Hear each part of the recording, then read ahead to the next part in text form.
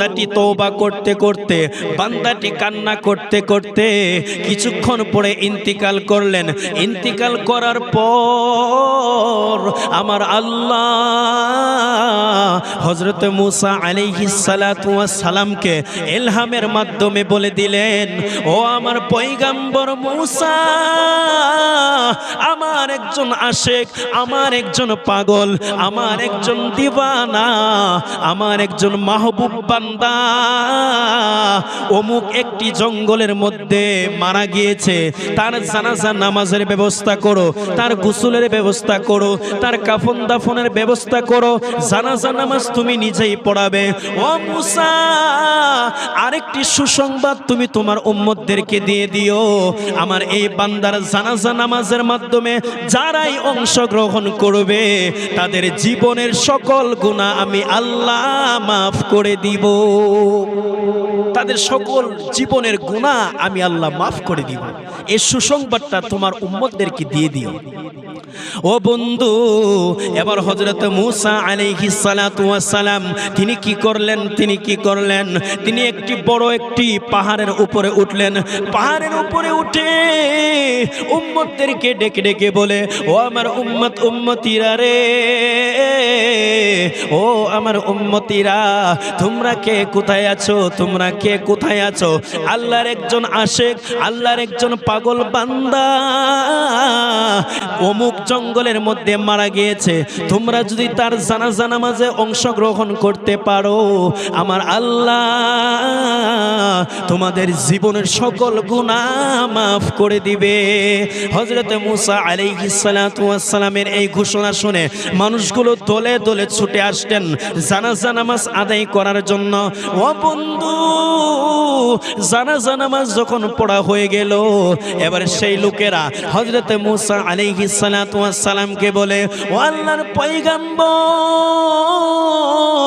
ও মুসা আলাইহিস সালাম, এমন কোন মহান ব্যক্তি যার জানাজা নামাজ পড়লে আল্লাহ জীবনের সকল গুনাহ মাফ করে দিবে?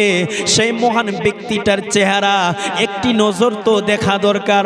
হযরত মুসা নবী বলে, হ্যাঁ আমার উম্মতিরা, অবশ্যই দেখা দরকার, অবশ্যই দেখা দরকার।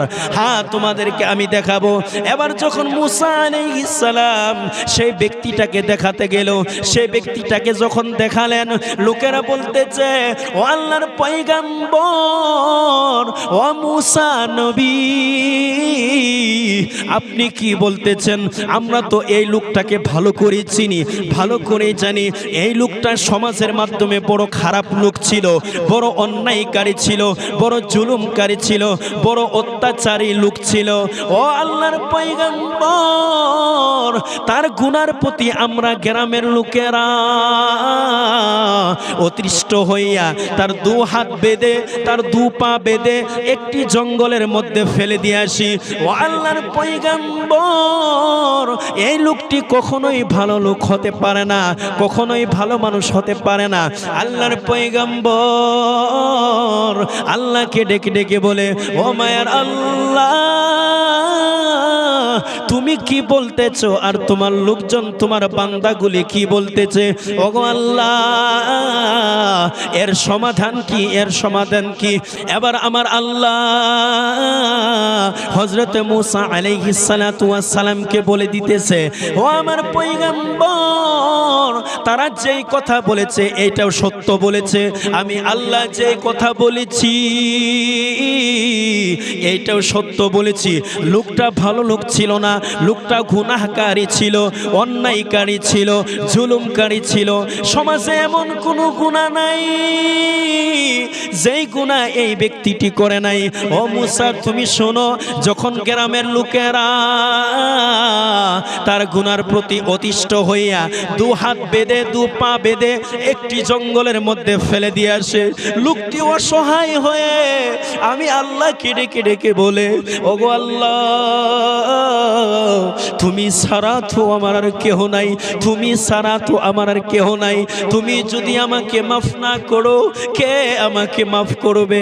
ওগো আল্লাহ, তুমি যদি আমাকে মাফ করে দাও তাহলে তোমার কোনো দিকে কমবে না, তুমি যদি আমাকে মাফ না করো তাহলে তোমার কোনো দিকে বাড়বে না।